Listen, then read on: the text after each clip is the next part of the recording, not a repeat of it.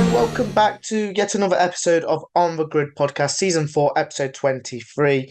We are back after a longish break. The last episode we recorded was off the back of Hungary, and we've not kind of recorded for 2 weeks. Our bad, we suppose. But whilst the drivers are having a summer break, I think we had a little bit of a summer break as well. But in this episode, we'll be looking back over the Belgian Grand Prix, which happened.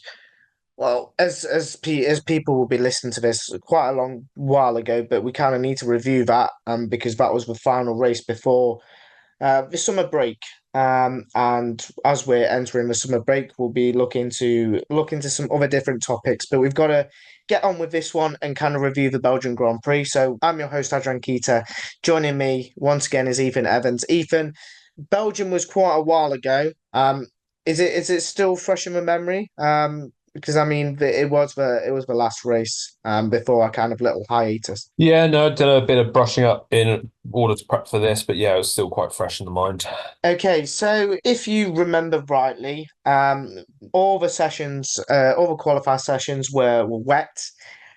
So obviously all the drivers were on the intermediate tyres. And if we start off with looking at Q1, I'd say a little bit of a surprise with the two Haas's being out. Yuki Tsunoda, who obviously was going to start at the back of the grid as he changed his whole engine.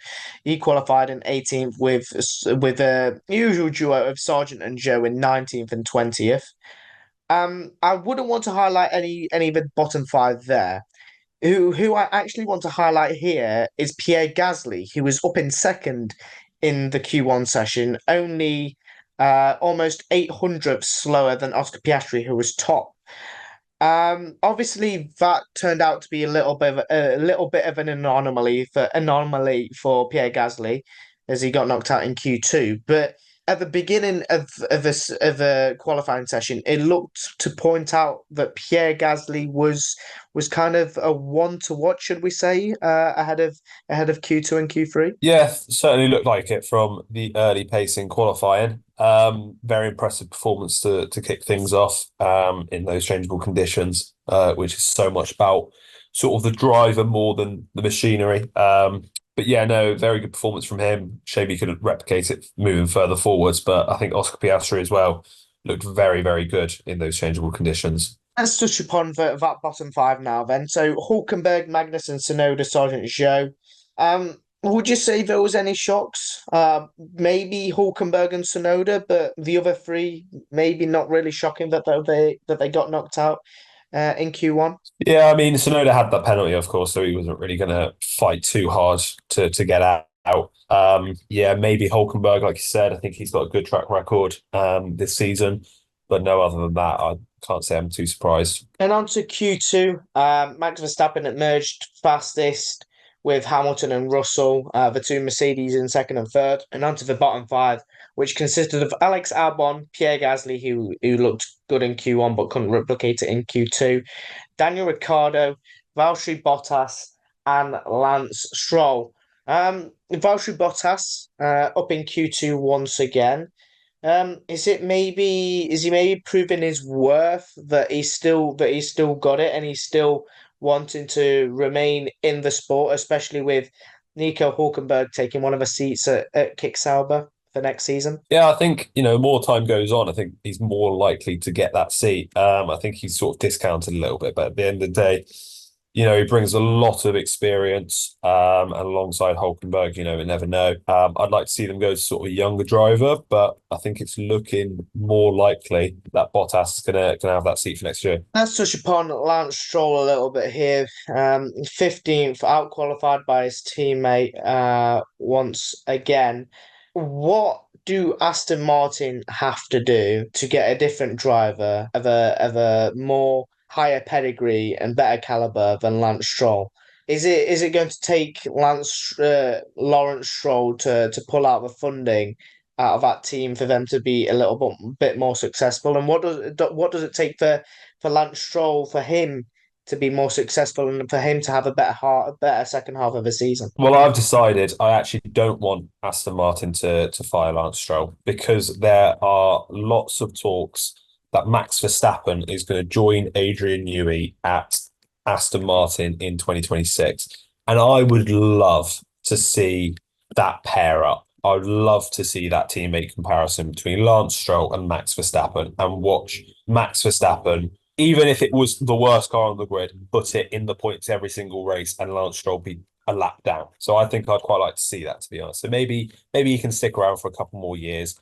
Adrian Newey can build a rocket ship, and Lance Stroll can get absolutely annihilated. Let's touch upon the final driver I think we can highlight in this Q2 session, Alex Albon. Williams, I think a little bit misfiring so far this season. I think Alex Albon's only amassed 4 points in this first half of the season, and obviously there's another half of the season to go.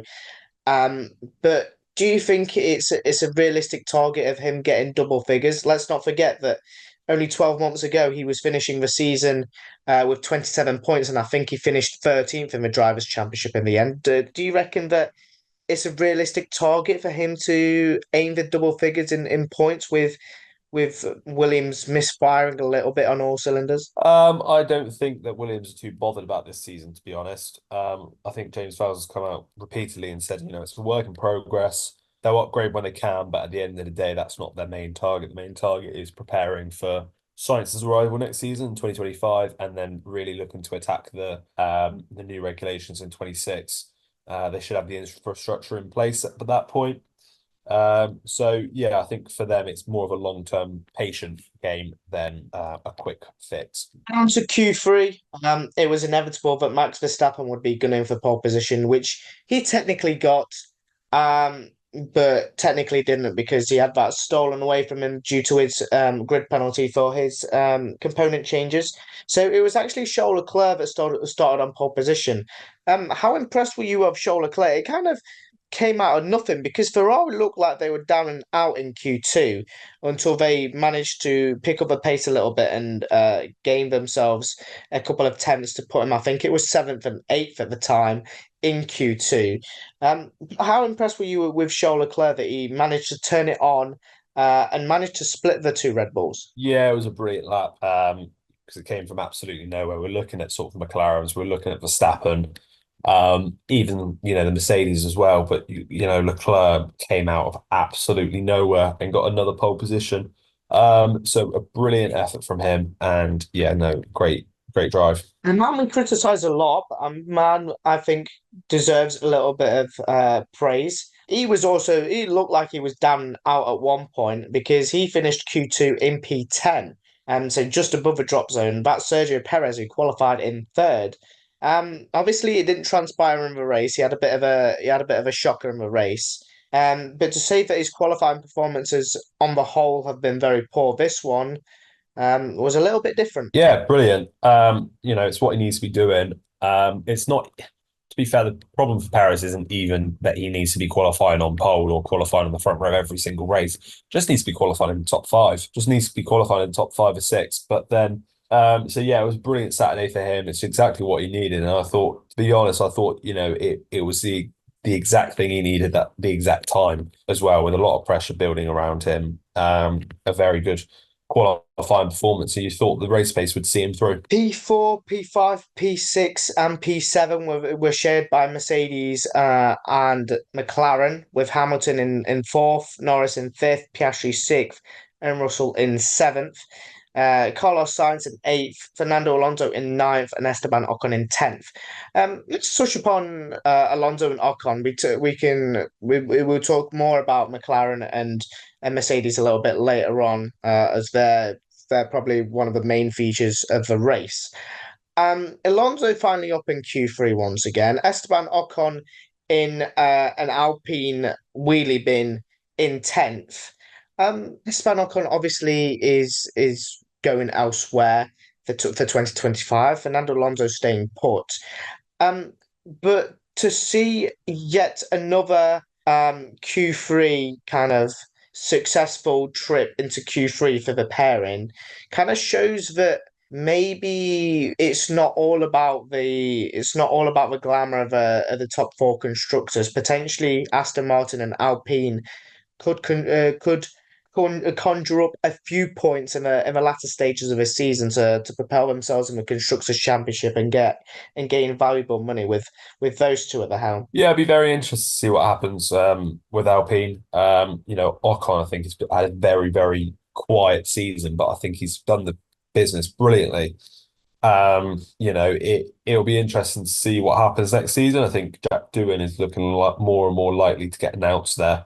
But yeah, we'll have to wait and see. But I think Ocon is a brilliant driver and he'll help Haas out a lot next season. And what about Fernando Alonso? How do you feel that he's obviously had a bit of a shaky an up and down, let's say an up and down first half of the season because he started well, and then he's kind of been on the back foot. But how crucial is it for him and for Aston Martin to be up in Q3 every single race? Yeah, I mean, I think Aston Martin have fell off a cliff massively. Maybe they're focusing on next season or 2026, who knows? But yeah, they have dropped off significantly. And I think they need to find that again. Otherwise, a driver like Fernando Alonso will not be happy driving a midfield car who wants to be pushing towards the front, as we saw how well he can do last season. Let's move on to our average driver ratings. So let's begin with George Russell. No, George Russell. He got disqualified. Let's begin with Lewis Hamilton. Your boy qualified up in P4, technically with P3, finished in P1, only milliseconds ahead of Oscar Piastri, who was looking at one point to get him that race victory off the two Mercedes drivers. Yeah, I've given him a 10 out of 10, purely on the basis that if George Russell pitted, he would have had the race lead and he would have won the race, I think, without a shadow of a doubt. Oscar would have probably pushed him a fair bit, but I think he would have won that race.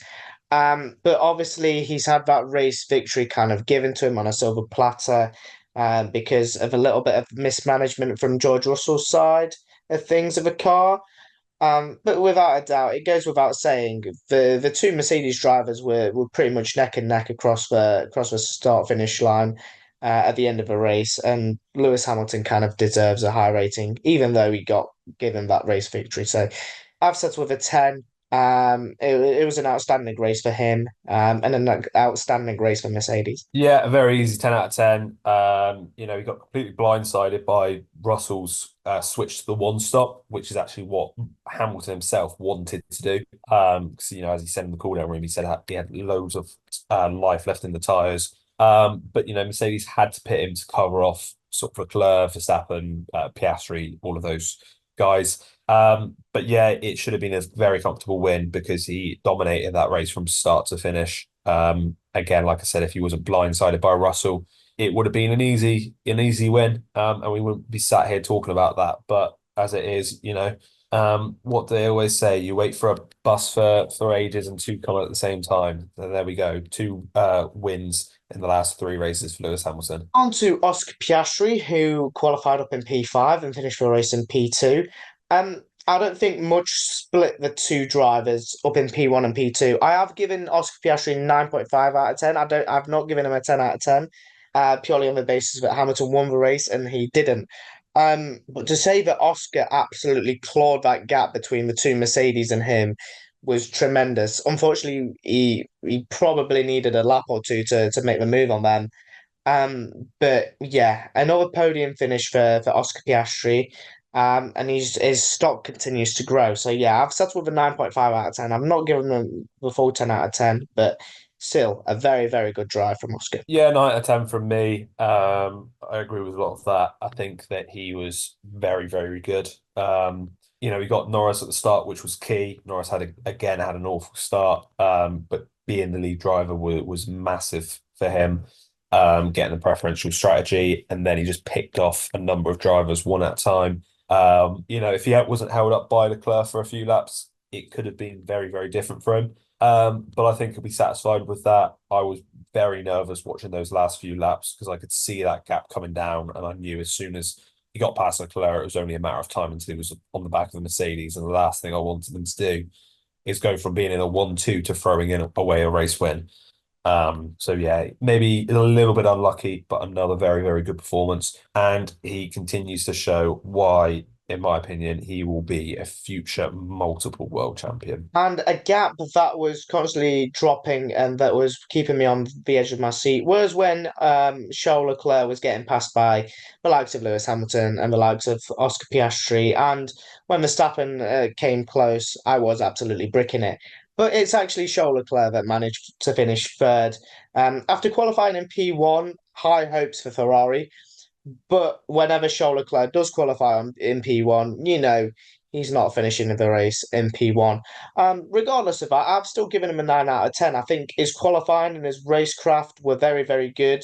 Obviously, they weren't the same as Russell, Hamilton, and Oscar Piastri that finished ahead of him. Obviously, Russell got disqualified, but Leclerc just kind of had to make the most of a bad situation. And he did obviously get overtaken by Oscar Piastri on lap 36. And he was getting caught by Max Verstappen at a rapid rate, but he was able to fend him off and keep a podium place, which is a very, very key podium place in the obviously heading to the second half of the season. So I've given him a 9 out of 10. It's still a very good performance. Don't get me wrong, I was hoping for a race victory, but inevitably it did not happen. So yeah, I've settled with a 9. It's got to be a 10 out of 10 for me. I thought he was brilliant right the way through the weekend. The fact he put it on pole is absurd. So yeah, maybe you got that whole running joke about his pole record, but he put that Ferrari where it didn't deserve to be.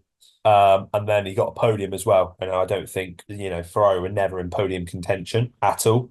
So the fact he's put it there, it deserves to be commended. And I think he's put in a brilliant performance. And holding off Verstappen and Norris as well at the end there was brilliant. Wow, something I've not agreed with you on, and it's a Ferrari. Are you switching to the Ferrari side that early? I mean, you've still got another handful of races to go.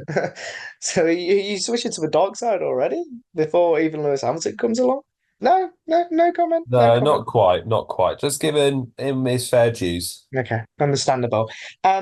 But let's move on to the current driver championship leader, Max Verstappen. He's extended his lead ahead of Lando Norris in the championship as he finished fourth, made up 7 places after starting in P11. I've given him a 9 out of 10. If he got a podium, it would have easily been a 10 out of 10. But yeah, I've given him a 9. Obviously at the end he struggled a little bit with his tires. But in the end, he's beaten his teammate who he should not have beaten with him starting up in P2.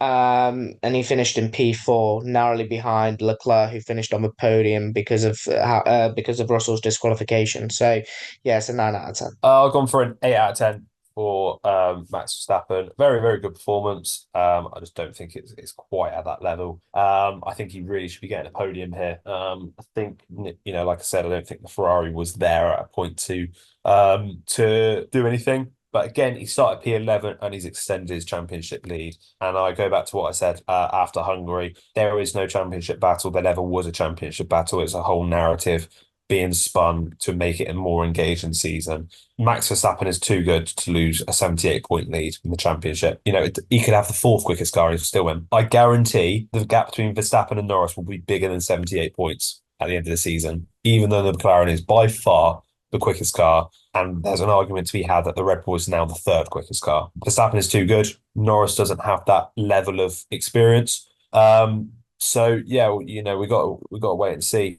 You can't say that man with one race win is going to win the championship when there's 10 races to go, and he's got to overturn 7.8 points per race when he's only since Miami, Norris has only gained on Verstappen in 2 races, and that included Miami. So Verstappen is too good. He's driving at a level which is unheard of. And even though that car is where it was at the start of the season or last season, he continues to perform just as well.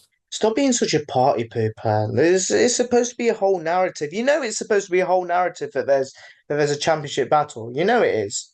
Don't be a party pooper. Just go with the flow. There's just no narrative here at all. There is. There is a narrative. I'm gonna say this. Lewis Hamilton has more chance to win the championship than Lando Norris by a country mile, by an absolute country mile. I guarantee that Lewis Hamilton will win more races than Lando Norris between now and the end of the season. Norris doesn't have the bottle to do it. He's got one race win this season. The fact we're 14 races in, Norris got more points in the first seven races than the most recent seven races. And just think about how quick that Red Bull was for those first seven races. So we can't sit here and act as if there is, because there just isn't. Until last weekend in Belgium, Max Verstappen was the only driver that won more than one race this season. How can you say the championship battle? He raised valid arguments, and I'm not gonna disagree with him. But let's move on to Lando Norris, who finished in P5 after starting in P4. I've given him an 8 out of 10. Very, very mediocre. Well, not mediocre. He had a good race. But he went on to say to in the media pen that for lap one, turn one, where he kind of wanted to avoid everyone, that kind of cost him the race. And yeah, you could say that, but you could say the same with Oscar Piastri, who finished in P2.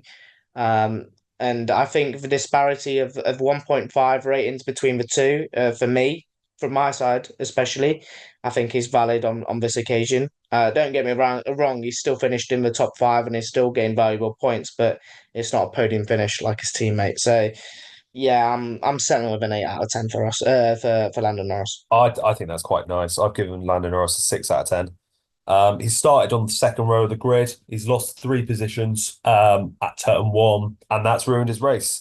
By the end of lap one, Verstappen was directly behind him when they started 6 places apart. Like I said, it's not good enough from Norris. I just don't think he's at that level. I think he's a very, very good driver. Don't get me wrong, but he is not championship material, and this is being shown. I also think McLaren aren't ready as a team to be fighting for championships. But I did read a stat after the race which said that Lando Norris has lost something like 27 places on the first lap this season. So yeah, that tells you everything you need to know. It's just not operating at that level at this time, at this moment in time. And you got to say his teammates only sort of 30 odd points behind him as well. So there's an argument to say he's not even going to be the lead McLaren by the end of the season. That argument could be said. But the only thing is Oscar Piastri, P2 in Belgium, P1 in Hungary.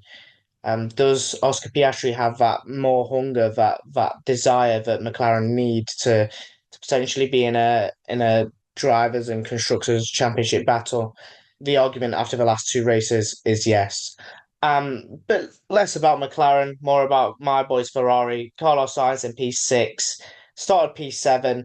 Yeah, I've gone with a 7. I think that, don't get me wrong, Carlos Sainz would have arguably wanted a little bit more, maybe to close that gap to Norris and Verstappen. But I think with a Ferrari that's not on the level of the McLaren, and a Ferrari driver that's not on the same level of Max Verstappen, I think to finish ahead of a Red Bull driver is good enough for Science. So yeah, I've gone with a 7 um, rating. It's obviously not the kind of points that Carlos Sainz would like to be scoring, but there's arguably going to be definitely upgrades in that Ferrari to come, and hopefully they kind of propel the car a little bit further up the field. But yeah, P6 I reckon is the best Carlos Sainz would have hoped for. So yeah, 7 out of 10. I think Sainz was quite unlucky. He had a really good pace on the hards. I've given him a 7 out of 10 as well. I think, Ferraris, there's a poor strategy from Ferrari. They didn't stick with it. They didn't fully commit to the one stop, fully commit to the two stop. They kind of floundered about a little bit. And then sort of the damage was already done. He had no chance of catching that top five. Well, so on track. Yeah, so I think Ferrari really need to commit to that one stop because he had very good pace, and I was sat there halfway through thinking I think Sainz could be a contender here come the end of the race, but Ferrari didn't really commit. It's Sergio Perez time. Qualified in P2, finished P7. What on earth happened to him? What a fall from grace for Sergio Perez. I mean, Red Bull just decided to throw everything at Sergio Perez at one point. And he was just a puppet doll. at the end of a race. I think I'm being nice here with a 6 out of 10. I might even drop it to a 5. Actually, you know what? I'll drop it to a 5 out of 10 purely on the basis that that's exactly how many positions he lost from his qualifying place. So yeah, I'm settling with a 5 out of 10. Yeah, 5 out of 10 here as well. When you got the qualifying that goes well, then the race pace isn't there. So it's just not good enough. I'm very surprised that Red Bull have decided to keep him for the rest of the season. And I think it confirms that Red Bull won't win the Constructors' Championship this season. McLaren are only 42 points behind Ferrari, in fact, are only 63 points behind. So Red Bull could easily finish third in the constructors, quite easily. And if Mercedes didn't have such a bad start to the season, then Mercedes would be up there as well. But as it is, Red Bull are in big trouble here. They need a complete rebuild. There's people leaving left, right, and centre. Perez isn't delivering, and I can't for the life of me think why they haven't replaced him. On to Fernando Alonso, who finished in P8 after starting in P8. 7 out of 10, I think. Quite a bog standard Fernando Alonso performance. I don't think he was tearing the world apart with his pace and lap times. I think he just had a steady race, finished in the points. Jobs are good, and kind of move on and see you in the second half of the season. So yeah, it's a good return back. It's a good return into the points once again for Fernando. And I'm thinking he's kind of wanting these points finishes to be a more regular occurrence in the second half of the season. Yeah, very good performance. I've gone for an 8 out of 10. He was the lead of sort of the midfield pack, if you like, which Aston Martin, unfortunately for them, slipped into. But he was very, very good, and he deserved that, and he looked comfortable there. But yeah, he deserves a car that is fighting for podiums on a regular basis. And if they don't improve, he won't be there much longer, I don't think. Esteban Ocon P9 started P9. I've also gone with a 7 for them for him.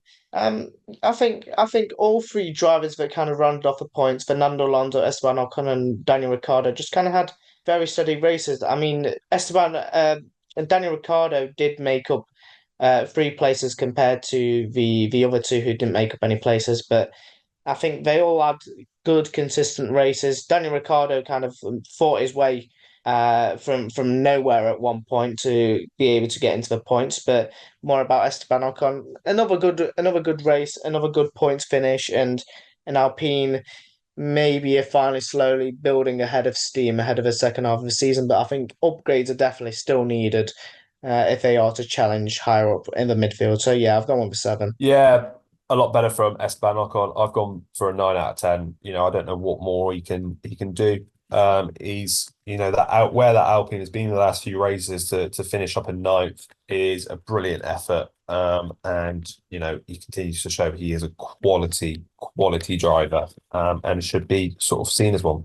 And the final points finisher, Daniel Ricciardo. I've seen no disparity in the three drivers that are kind of eighth, ninth, and 10th. I've also gone with a 7 for Daniel Ricciardo. I don't think I can really displace the three drivers. They all had very, very good races. Daniel Ricciardo, obviously, like I said a couple of minutes ago, did have that pit stop, which kind of saw him claw back into the points. But all three drivers, very, very good races, very consistent, and maybe I am being a little bit harsh with their ratings, but I think all of them were good and we're good in their own senses. So I don't think I could have despaired them and kind of well not despaired them, displaced them. Sorry, and given one person a higher rating than the other. So I've given all a 7 out of 10. I've gone for an 8 out of 10 for Daniel Ricciardo.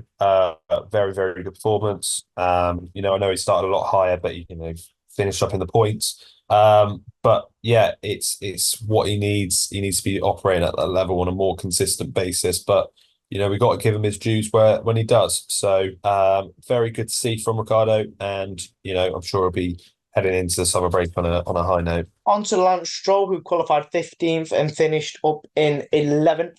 I've gone with a 6 out of 10. Don't get me wrong, he's made up 4 places on a starting place. But those have come in Alex Albon, Pierre Gasly, Valtteri Bottas, and a disqualified George Russell. So yeah, if you look at all of those cars, you're probably thinking that the Aston Martin is a lot better than them, and deservedly he finished in P11. So yeah, I've gone with a six, kind of for me, very average. And he was just there in 11th, just outside the points. Yeah, I've gone straight down the middle. I've gone for a 5 out of 10 for Lance Stroll. Decent performance, but when his teammates finish in how far up the road, maybe he should be doing a bit better than he did. But as it is, it's okay. I think it looks a little bit better than it actually was because it looks as if he's on the cusp of the points. When in fact, with Russell, he was a little bit further back. But yeah, not the best from him. Yeah, what can I say? To Alex Albon, qualified P10, finished in P12. I've also gone with 6 out of 10. I think for a Williams team, they're obviously not expecting a whole host of points. Alex Albon would have wanted a few points after starting up in P10, but inevitably, like I said, he just wasn't able to keep up with your Fernando Alonso's, your Esteban Ocons, and your Daniel Ricciardo who claimed the final points. Um, so yeah, dropping 2 places. Yeah, I might have gone a little bit harsh once again here, but Alex Albon, I think, is wanting to overachieve rather than underachieve. So it's a little bit brought him back down to earth a little bit. Um, and yeah, it's just for him, it's about gaining as many kind of P10s as possible from now until the end of the season. So yeah, I've gone with a six. Yeah, so I've gone for Alex Albon. I've gone for a 7 out of 10. I thought it was a good performance. I don't think that car is at that level, and I think that he's done a very good job to put it up there. Yeah, I think the Williams isn't in a good position right now, but like I said, I think that's they're building for the future. I think they've already actually stopped development quite a couple of months ago now on this year's car, which tells you everything you need to know. It'll be interesting to see next season with Sainz whether Alex Albon is actually the greatest driver ever, or whether he's performing to standard. It'd be interesting to see that up against a comparative teammate like Carlos Sainz. On to P13 man Pierre Gasly after he started in P12. Again, I don't think there's a lot of kind of things that displaces the drivers that kind of finished from 11th to kind of 16th. Again, I've gone with a 6 out of 10. I think from his starting position and from where he finished, I don't think he's done a lot wrong. He's just kind of been placed in that pack that just didn't go anywhere. And he essentially he just had a steady race. I think everyone had a steady race in terms of where they qualified and where they finished because of the changeable conditions in qualifying and then the dry race. So I don't think there was a lot of excitement, like I say, between outside the points and between the outside of the points and last place. So they just all kind of had steady races. And Pierre Gasly is once again another one of those drivers that fall into a 6 out of 10 category. Yeah, I've gone for a 6 out of 10 as well. He's completely outdone by his teammate though, so I think that's reflected in the sort of the 2 point difference that I've gone for. I think that Gasly is like I said, being completely outdone by Ocon. And yeah, that's why Ocon was in the points and Gasly wasn't. I think maybe Gasly had left a little bit on the table there, finishing on track 14th. So yeah, I think I'll be disappointed with that, and maybe Alpine are building their team around the wrong driver. Possibly, possibly. But I think maybe the relationships are a little bit stronger with Pierre Gasly, but who knows? Who knows? Esteban Ocon was in that team a lot longer than Pierre Gasly, but clearly they've decided to stick with Pierre Gasly, not Esteban Ocon. P14, Kevin Magnussen, making up 3 places from where he qualified, which he was in P17. Um, yeah, again, I think it's another steady race for K Mag. I don't think he made many mistakes. He was the lead of the two Haas drivers, which will reflect in my rating for Nico Hulkenberg. But yeah, once again, another driver that falls in the 6 out of 10 category. Yeah, for Kevin Magnussen, I've also gone for a 6 out of 10. Like I said, lead Haas driver. But it'll be disappointing weekend for Haas. I think maybe a little bit of their early season form is, well, I say starting to fade away. It was only a couple of races ago that Nico Hulkenberg was finishing sixth. So maybe it's just not a track that suits the Haas down to the ground. It's a high power track. I don't think the Ferrari engine is the greatest. It's not certainly nothing compared to sort of the Red Bull engine. But yeah, it's be interesting to see what they do in the next few races after the summer break. But yeah, no, 6 out of 10 for Magnussen. On to Valtteri Bottas, who qualified 14th and finished the race in 15th. Another driver that kind of had a steady race, another driver that I've given a 6 to, because to say that Kick Sauber are the worst team on the grid with 0 points in the Constructors' Championship, and could they have we seen a team finished on 0 points in the championship? We must have, surely, once upon a time. Because are they the team that are destined to finish on 0 points in the Constructors' Championship this season? Or can they turn it around in the second half of the season and Valtteri Bottas pulls out some masterclass to gain them a point in the Constructors' Championship? With performances like these, it's encouraging for Kick Sauber that they've finished ahead of the Yuki Tsunoda, Logan Sargent, dare I say, and Nico Hulkenberg. But are they going to be the team that finishes on nil points for the season? I don't know. We can only wait and see. But yeah, it's a 6 out of 10 from me. It's a good performance. And I don't think Valtteri Bottas could have expected anything more, really. I've actually gone for a 7 out of 10 for Valtteri Bottas. I think where that car is to where he's put it is there's night and day. I think he's done a brilliant job. And this is what I mean. I think, slowly his performances have been quite under the radar. Actually, where that car is not too bad. Car is by far the slowest car. And he's consistently putting it in that region. So yeah, and especially compared to his teammate. He's outperformed him all season long. Yeah, whilst you were talking now, I was trying to do a little bit of research on the last team that finished with 0 points, and I've failed to find it. But let's continue on Yuki Tsunoda, qualified in P20, sort of back of the grid, and finished in P16, gaining 4 places. Again, 6 out of 10 from me. I think Yuki Tsunoda kind of had his positions given to him from Zhou Guan Yu DNFing, George Russell disqualified, and then he was essentially ahead of Logan Sargent and Nico Hulkenberg. So yeah, it's a 6 out of 10. It's a performance that he would not have wanted, but to say that he's had his whole engine pretty much changed, I think it's a valuable engine change ahead of the second half of the season, and I think he can now kick on and push on to gain more points finishes in the second half of the season with a fresher engine. Yeah, 5 out of 10 for Yuki Tsunoda. Considering he started from the pit lane, took that massive penalty.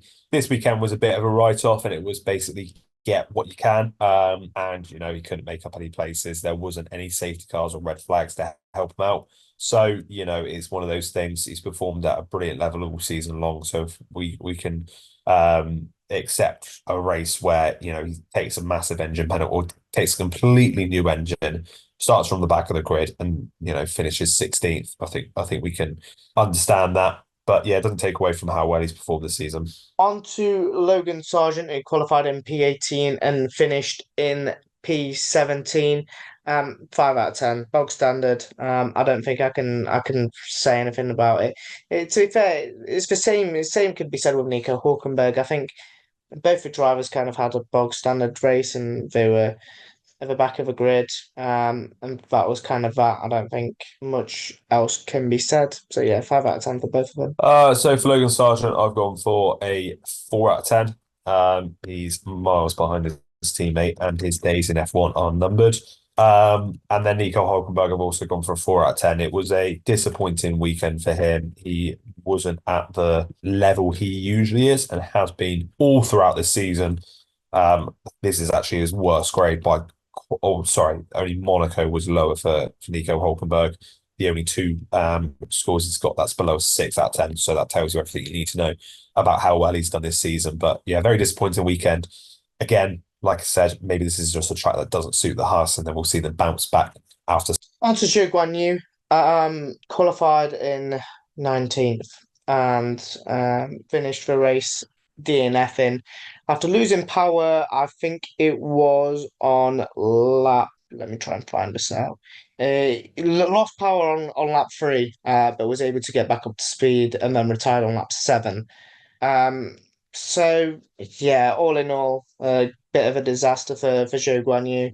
I've given him a 4 out of 10. Couldn't really see him much in the race, and in qualifying he was, like I say, obviously nowhere. So yeah, 4 out of 10. Yeah, 4 out of 10 here as well. It's unfortunate for him about that loss of power, but it's qualified right at the back, so he's given himself no chance. Even if he had, it's a difficult track to overtake. He wouldn't have been going anywhere. I highly doubt. So yeah. Let's talk about George Russell now.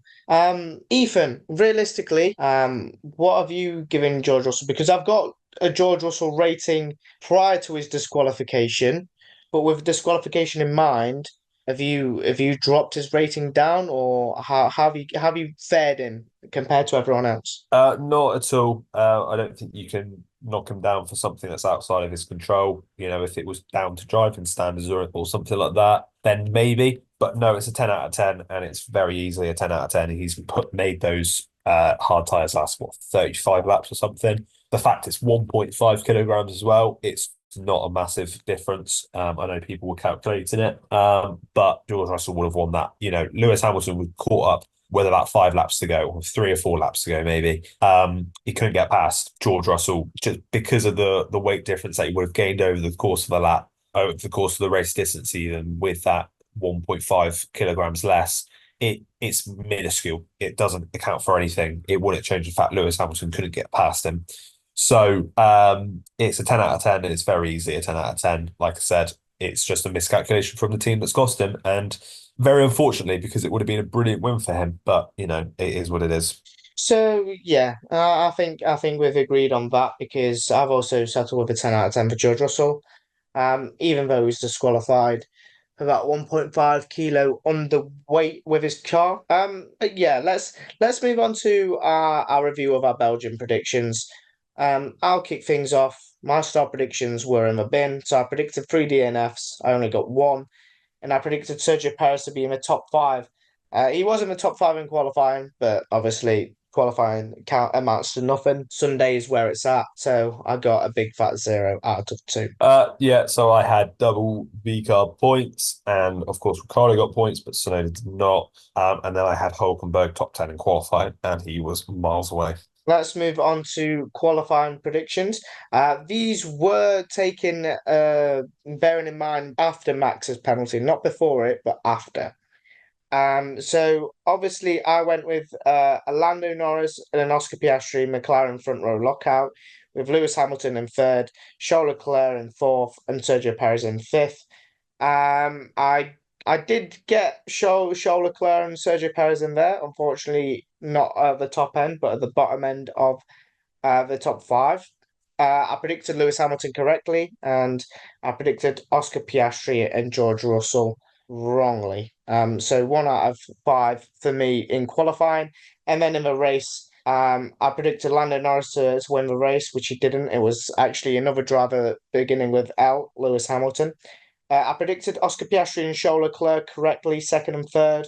And then I said Lewis Hamilton would be fourth and Sergio Perez in fifth, but in fact it was Max Verstappen in fourth and Lando Norris in fifth. So 3 out of 10 from me in terms of qualifying and race. So for qualifying, again, I had a bit of stinker. So I had Norris, Piastri, Russell, Leclerc, Hamilton. So 0 out of 5 on that one. However, I did actually get 4 of the 5 drivers correct, just in the wrong order. And then in the race, I went from 1 out of 10 before the disqualification to 1 out of 10, or to 1 out of 5 after the disqualification. So I had Norris in first, I had Piastri in second, which obviously got elevated up to second. I then had Hamilton third, Russell fourth, and Verstappen fifth. So I had Verstappen in the right position before the disqualification, and then Piastri in the right position after the disqualification. So it doesn't change anything to me. But yeah, no, it's 1 out of 5 for me on that. So all in all, I continue to be the prediction king. I will hold that crown for the rest of the summer break until obviously the next race, which is in Zandvoort in a couple of weeks' time. Yeah, that's the end of the episode. That's the end of the Belgium review. Thank you for listening. Thank you for engaging. We'll be back in a couple of days' time, possibly, with another episode where we'll likely be looking over a bit of news, maybe glossing over the 2025 grid, as I think at the time of recording, there's only 4 spots left. Actually, what am I talking about? It's not the end of the episode, is it? F2 and F3, we're in there. Okay, F2 and F3. Let's have a quick glance over F2 and F3. I'm not gonna bore you guys with the F2 and F3 talk because most of their races were washouts because of the weather. But in qualifying, in F2 qualifying, Paul Aaron managed to get pole position once again, back-to-back pole positions as he got pole position in Budapest, with Gabriel Bortoleto in second, Isaac Hadjar in third, Crawford, Antonelli, Maloney, Colapinto, Vashaw, Hauger, and O'Sullivan rounded out the top 10. And it was obviously Zach O'Sullivan who started the sprint race in pole position. There was only half points on offer, purely on the basis of the weather, chucking it down, and the race was stopped in the end. So Zach O'Sullivan did win the sprint race, gaining himself 5 points instead of 10 points. Dennis Hauger in second, Richard Vashaw in third, fourth Zane Maloney, and fifth Jack Crawford to gain 1 point. Kimi Antonelli, Oliver Behrman, and Franco Colapinto rounded off the top 8, but they got no points due to the half-point system. Then in the feature race, it was Isaac Hadjar that won the race. Paul Aaron was leading up until the last lap of the race, but engine issues, car reliability issues, should we say, hampered him from getting back on track. Gabriel Bortoleto and Jack Crawford inherited the final podium places with Zach O'Sullivan, Richard Vashaw, Zane Maloney, Ritomo Miata getting back in the points, Amari Cordial as well getting back in the points, Kimi Antonelli gaining 2 points in ninth, and Joshua Dirksen for AIX finishing in 10th. In the point standings, that gains an extra 25 points for Isaac Hadjar after his feature race win. Gabriel Bortoleto with a nice 19, but moving him up to second, with Paul Aaron dropping down to third after he only gained 2 points from his pole position. Zane Maloney in fourth, gaining 10 points from his sprint race fourth, and his P6 in the feature race. Jack Crawford, a nice podium in the feature race, gaining 16 points. Franco Colapinto with no points. Kimi Antonelli with 2. Dennis Hauger +4. Kush Miney didn't gain any. And Zach O'Sullivan gained 2 places to move into the top 10 of the drivers' standings.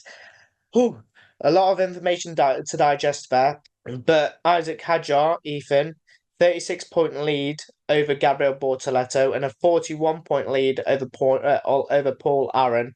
Is he in prime time pole position to be gaining the crown as the Formula 2 champion? Paul Aaron dropped a hell of a lot and he's continued to fall. And he could potentially be caught up by Jack Crawford and Zane Maloney very, very quickly. Yeah, I think the last 3 races has really been killer for Paul Aaron. He's got very few points. He was in a very good position in the feature race, but it wasn't to be because of that engine issue, which was so unfortunate for him. But as it is, Hadjar seems to have one hand on the trophy already. There's not very many races left. There's enough for a twist or two.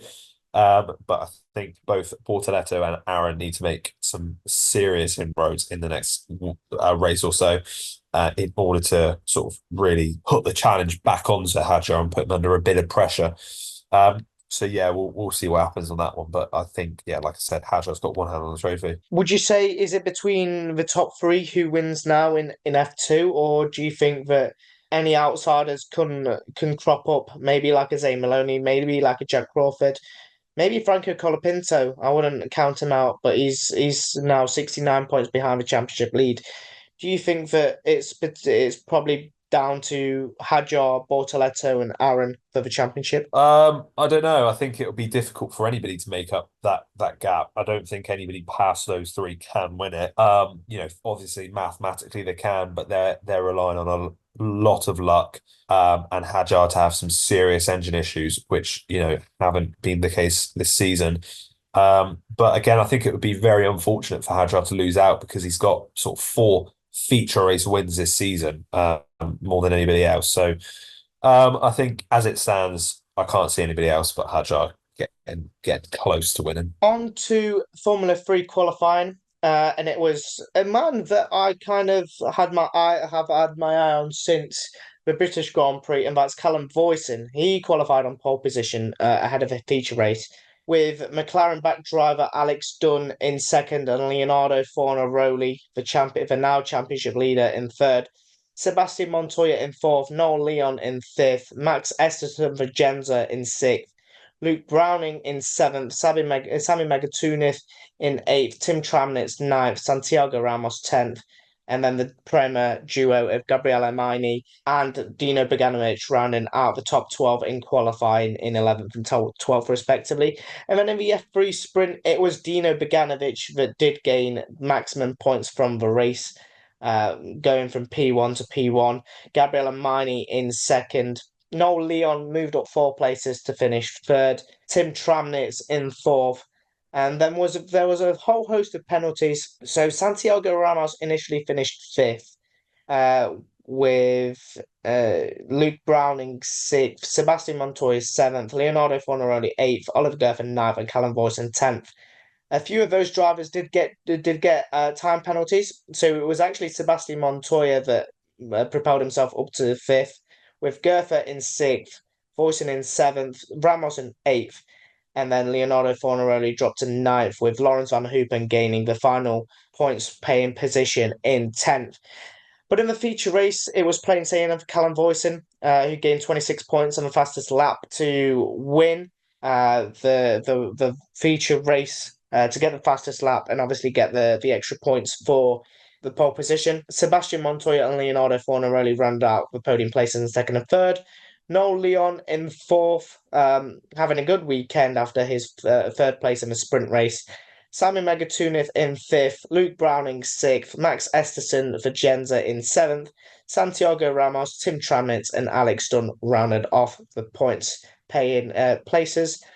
In the point standings, that puts Leonardo Fornaroli back on top. His feature race podium propelled him into P1 once again. Gabriele Maini drops down a place, with Luke Browning also dropping down a place, and Arvid Lindblad down in fourth. The rookie driver gaining no points from this weekend, similarly to last weekend, to the weekend before in Budapest. Dino Beganovic gained 10 points to jump ahead of Christian Mantle, who drops to sixth. Oliver Gerfer in seventh. Nikola Tolov did not race in Belgium, and he continues to be eighth. Noel Leon gained a host of points on Solov to be within 2 points of the Bulgarian driver, and Noel Leon is in ninth. And Callum Voisin moved up from 14th to 10th to round off the top 10 in the Drivers' Championship in F3. In F3, it was also announced before the last weekend. Before the last weekend of the season, I believe it's in Monza, I want to say, the last weekend of the F3 season. Prema have won the Constructors' Championship. How dominant are they in the lower categories, especially Formula 3? They've won the last five. They've won the last 5 out of the last 6 Constructors' Championship. Just someone into words, Ethan.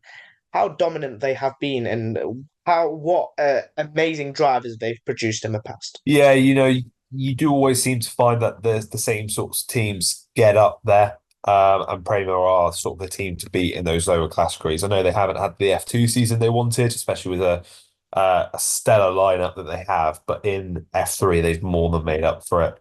And yeah, they've been quite fantastic in the junior series. But yeah, it's well deserved, over 100 points ahead of ART, but it's been over for a long time, I think. But in these lower categories, the constructors doesn't matter too much. It's more about the individual and, them getting their seats in the next category up and whether they can or whether they have minerals too.